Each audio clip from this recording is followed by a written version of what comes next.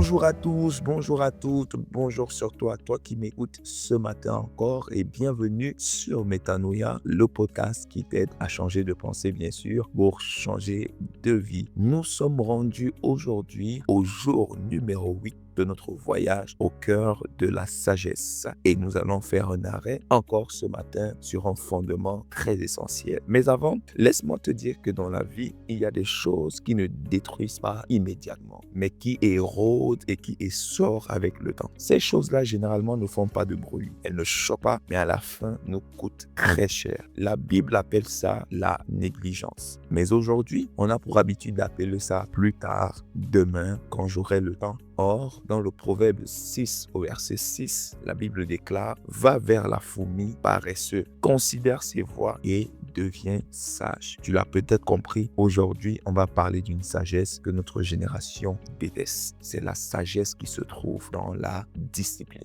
Dans le Proverbe 6, Dieu ne parle pas à des rebelles. Il parle à des gens juste endormis. Il parle à des gens qui manquent de vision. Il parle à des gens qui manquent de repères. Il parle à des gens qui manquent de révélation. Et lorsqu'on parle de paresse, on ne parle pas seulement de quelqu'un qui ne fait rien, mais de quelqu'un qui repousse sans cesse, qui diffère et qui attend toujours le bon moment. Sauf que la Bible nous dit un peu de sommeil, un peu d'assoupissement et la pauvreté surgira comme un rôdeur. Ce texte nous montre que la destruction, la perte ne vient pas toujours d'un mauvais choix, mais souvent de l'absence de choix.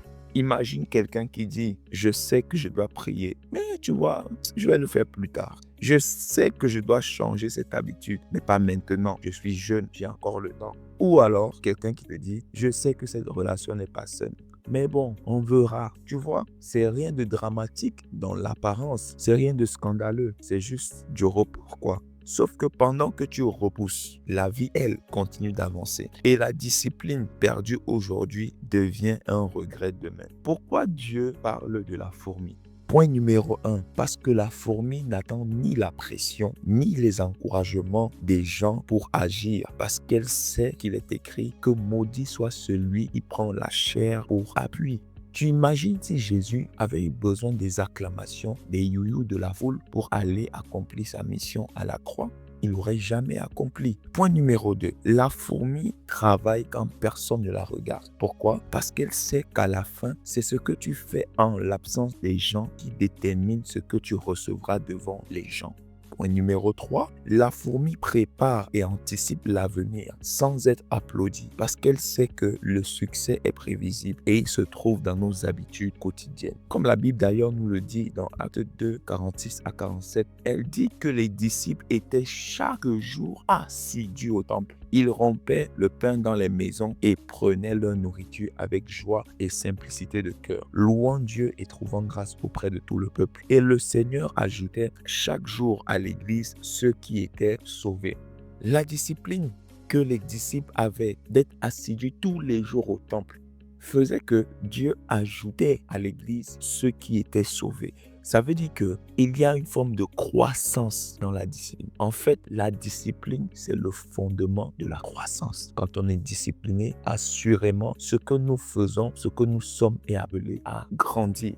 Quatrième point, la fourmi ne se motive pas à la dernière minute. Elle agit avant le manque. Elle anticipe car elle sait que prévenir et anticiper est l'ADN de Dieu, son créateur. Puisqu'il est dit dans Apocalypse 13 que l'agneau de Dieu avait été immolé avant même la fondation du monde. Ça veut dire qu'avant que Adam ne tombe dans le péché, Dieu avait déjà anticipé, préparé, prévenu dès l'avance. Au cas où ceci arriverait, voici ce que je ferai. Il y a donc une forme de sagesse dans la discipline. Et cette sagesse-là, ce n'est pas de réagir dans l'urgence, mais c'est de se préparer dans le calme. Et quand on parle de discipline, il faut bien savoir que la discipline, ce n'est pas une prison, mais la discipline est une forme de protection. La discipline ne nous enlève pas notre liberté, mais la discipline nous évite de tomber sous le joug de l'esclavage et de subir. Pourquoi? Parce que ce que tu refuses de maîtriser aujourd'hui finira par te maîtriser demain.